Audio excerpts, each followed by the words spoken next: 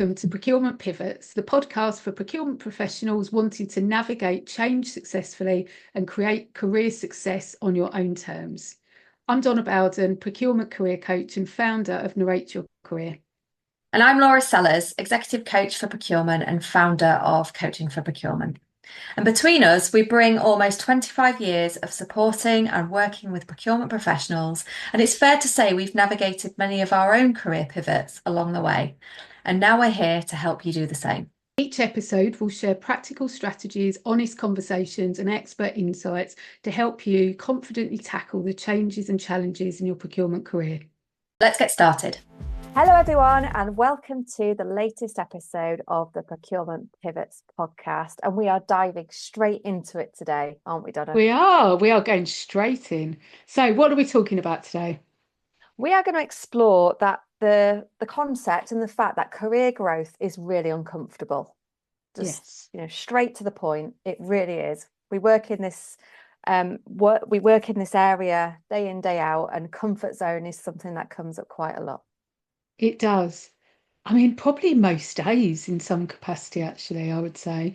This is such an important topic, I think, because there are so many people out there right now that are ready for more, are wanting more, but often are keeping themselves stuck where it is more comfortable. And so, we wanted to, talk through this in a bit more detail today. So, where do we start today? Well, I think, when it comes up in conversation with clients and with network, really, just around when they want to go somewhere, achieve something, so be, do, or have something, it tends to come down to where they're aiming for is a little bit alien to them. It's out of their comfort zone. So that's where we tend to break it down. Well, where are we now? What do we already have? Where do you want to get to? And where's the gap? Yeah. And I think it just is so applicable to so many different aspects of your career, isn't it? Whether, you're wanting to step up in your role, change industry, change organisation, change category, have a different approach with stakeholders, be more visible internally, externally. It's so applicable to so many different parts. So, what are you seeing kind of from a kind of comfort zone perspective? Are there any particular topics that you're seeing more regularly that kind of people are they're worried of stepping out of that comfort zone? Yeah, I mean, you've mentioned some brilliant ones there already. I've used a comfort zone activity this morning in 2 separate coaching sessions, and they were on very operational topics. But in general, for me and for the people that I'm working with, it's talking about public speaking, whether that be internally in the organisation or externally, and just basically putting their head above the parapet, really, in terms of that internal visibility. So that's where, for my clients, we've been really breaking that down because they want to show up more visibly. They want to have a greater impact within their role and with members of the exec. And that's where we tend to look first. Yeah, and I think that is one that I see as well. I think that either public speaking or the visibility piece, and like you say, that can be both internally, but also in my world, kind of externally as well.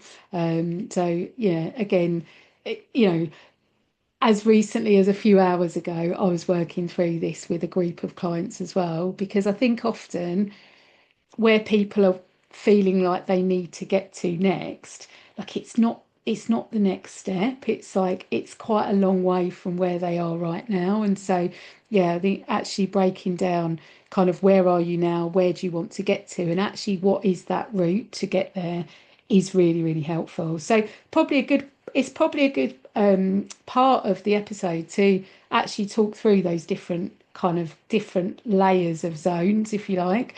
Do you want to kind of start with this? Sure. It's an exercise that we both love to use with our clients, and it is the comfort zone activity. So for the purposes of the exercise, there are 3 zones. that we tend to operate in or need to step into. And so we start off with the comfort zone, where we're most comfortable, where we know what we're doing, we know what we're talking about. And for all intents and purposes, it sounds like the safest place to be, right? But from my experience as well, from what I witness, and is that sometimes when we're stuck in our comfort zones, we can actually get quite bored.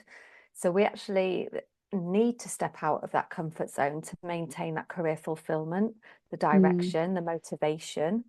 So that's the first zone. And yeah, so what I would encourage a client to do is to, when we're thinking about that goal that they want to achieve, is to, well, let's break this down and let's look at what you're already comfortable with when it comes to public speaking, let's say.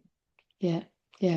And then, the next part is about the stretch, isn't it? It's then kind of, looking at that stretch zone, which really is, I think that's ideally where you want to get yourself to. Sorry, I've got a tickle in my throat. 1 second. No editing on this podcast. What's and all. No, sorry, you get it all. Sorry, I thought I was about to start coughing, and I may still start coughing.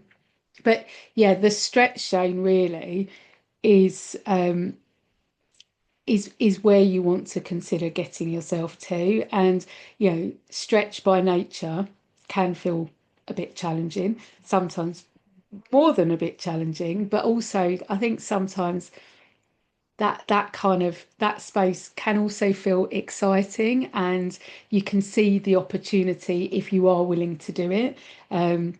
But where you don't want to take yourself to immediately, or ever, is that fear zone, that panic zone, because that is just so counterproductive.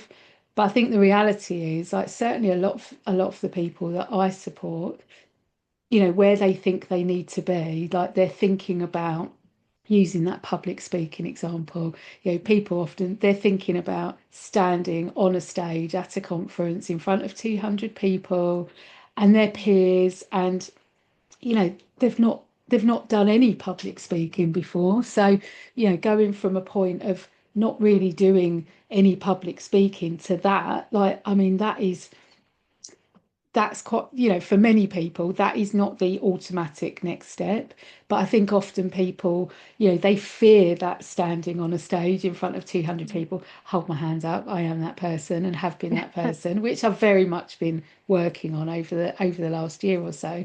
But yeah, that isn't necessarily the next step that you should be taking, because it can really be counterproductive. And stepping into the panic zone or that fear zone, it can actually erode your confidence rather than boost your confidence. And what you want to do is incremental steps that help you to build your self-belief and confidence and develop your skill doing that thing that you've not done before. And it's just so natural to worry about things that you haven't done before. That is the natural cycle. Yeah, and I think what's really interesting as well, so you've mentioned the third and final zone there, the panic or the fear Yeah. zone.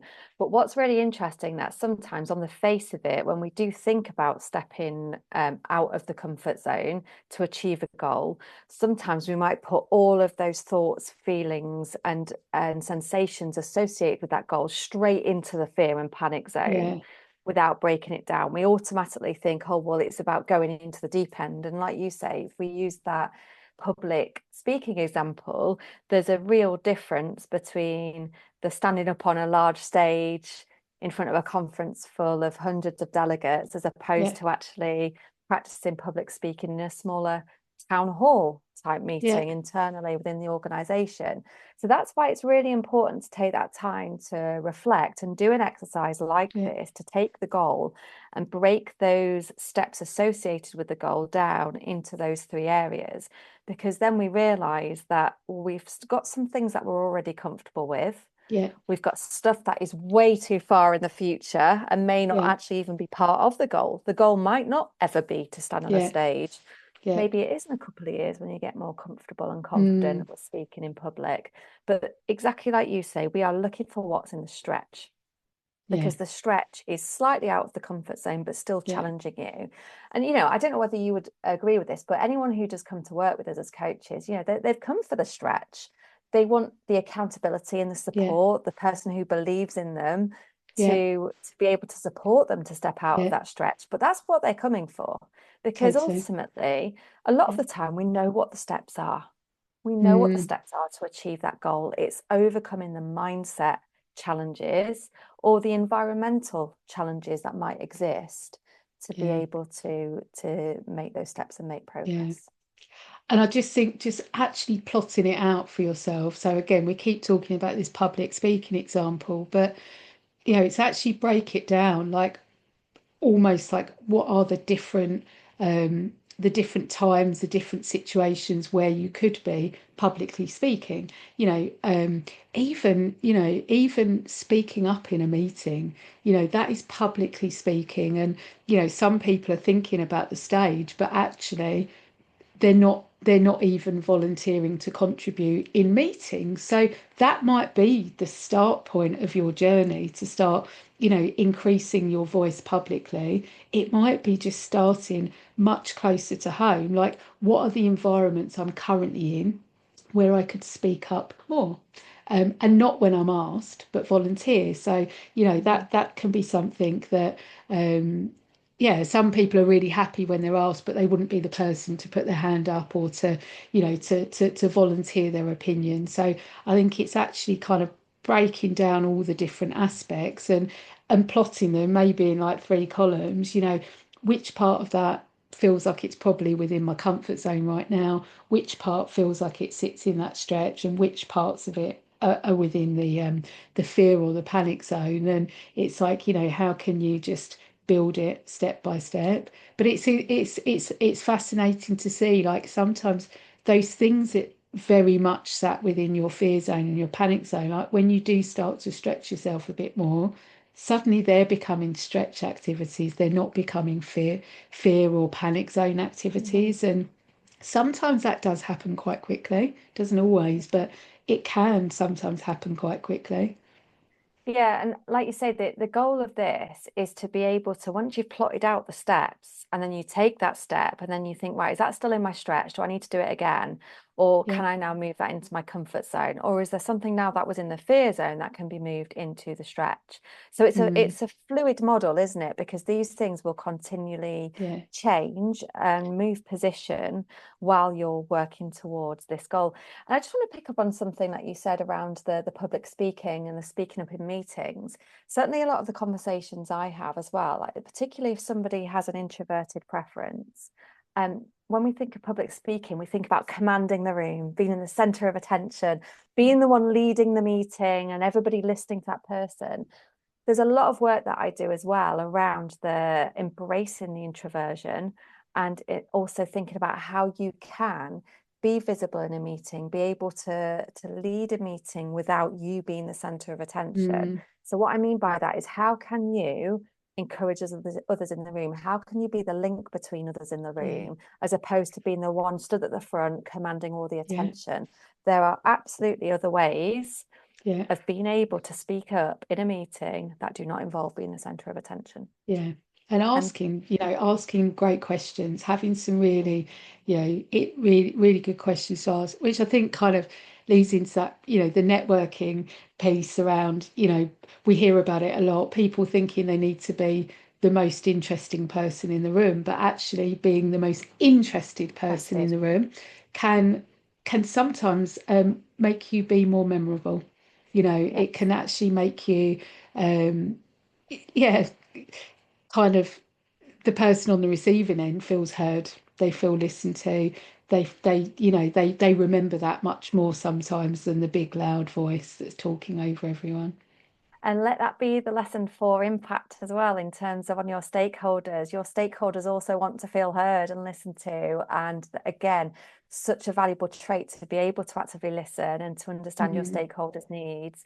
And I say it's a lesson. There's a lot of people I know that are doing that really, really well. But I think it's just around how can I lead and influence in a way that helps my stakeholders to feel like, oh, procurement really gets me. yeah. Procurement really understands what I need, Yeah. because it is possible. I've seen some great examples in some of the work that my clients have done in terms of being more influential in a way that feels more like them, because they Mm, don't necessarily have those massive extroverted qualities. Some do. And yeah, the thing is, those energies are available to all of us. It might be that we're a bit of both. So it's around tapping into them in the right time. But again, plotting that out in a comfort zone activity can really help it feel more within reach. yeah, So it's a great yeah. activity to do, and it's so versatile. You can use it in so many different contexts. Like Mm, the two I've used this morning were very operational conversations. They were not about going for real lofty goals. It was around helping a particular team member or yeah, doing something for themselves in a day job. So it's yeah. a very useful tool. Yeah, yeah. I mean, I had one of my group sessions earlier on today actually, and today's topic. So I run a job search program, group program, and today's topic was talking about LinkedIn, which we've obviously spoken about on the podcast really recently. But you know, it was that kind of concept of so many people are holding back altogether on LinkedIn because they associate LinkedIn with posting. And Mm. there are just so many other ways in which you can use LinkedIn. And you don't actually ever have to post if you don't want to. But that kind of perception of, okay, LinkedIn is all about posting and I'm not going to post, so I'm just going to retract from it altogether, means that so many people are, you know, are kind of missing out on so much opportunity and learning and connection and relationships that can be built there. So it's actually that was kind of the exercise that we all did together today. It was just really kind of understanding, you know, what is your comfort zone right now when it comes to LinkedIn, and what could be a next step or a couple of next steps that isn't about posting at all, but may mean at some point you might decide that you might want to post. But, you know, for most people, you know, step one is not posting. You know, it's not at all. So, but I think, you know, it's kind of, yeah, often people are worried about that big thing, but actually there's lots of other things they could do that still increase their visibility or mean that they're taking away some great learnings and growth from the platform. Exactly. And we're only going to get there by breaking that down, aren't we? Totally. So, Yeah. so what's the biggest takeaway for our listeners in today's episode? Well, I mean, I think it can be a really great exercise. Whatever that thing is you're wanting to work on, and we're talking about growth today. So, you know, what is that area that you want to focus on? You know, where are you right now? So probably your comfort zone right now. And it's like really, I suppose, understanding what do the different kind of facets look like, and where do they sit? So that you can help yourself to decide what should my next step be? Mhm. What about for Yeah. you? Yeah, I really like that, and about understanding where you are right now and what the next step should be. I think that just the plotting out all of the associated fears, beliefs, worries that come up, because once you've been able to map all that out into the three different columns, you can Mm, actually realize the part that is worrying you the most, because sometimes we'll take one scary emotion related to it, mm, think about public speaking, and we apply it to all of it. yeah, And then when we break that down and we realize, oh, that's actually not what I'm looking for right now. I'm actually looking to think about speaking at this town hall yeah, or in a particular operational board meeting or something like that. Then we can really get specific and get clear. And mm, that's the clarity that really helps people to take those strides forward. yeah, yeah. So let us know how you get on with this. We'd love to hear. Like it's great to get your feedback because we need that to help shape future episodes. So please do let us know how you've got on with this. And um, yeah, great to great to see you again, Laura. I feel like that was a quite a nice succinct episode today, a shorter one, I think. Yes, we're looking to see how we can have a great impact, and yeah, we wanted to dive straight in with this one because it's a common one, isn't it? And we thought it'd be a really good quick reference for somebody looking Yeah, to just get that quick boost when they're looking to do something. yeah, So thank you for joining us. And like Donna says, we've had some great feedback recently, so please keep it coming so that we can shape future episodes for what you'd like to hear about. yeah. Brilliant. All right. See you later, Take care, everyone. everyone. Take care. Bye. Bye. Bye. Thank you for tuning in to Procurement Pivots. We hope today's episode gave you actionable tips to help you to continue to move forward in your procurement career. If you enjoyed the conversation, follow our episodes, share them with others, and please support us on our social media channels for others that might be interested to tune in.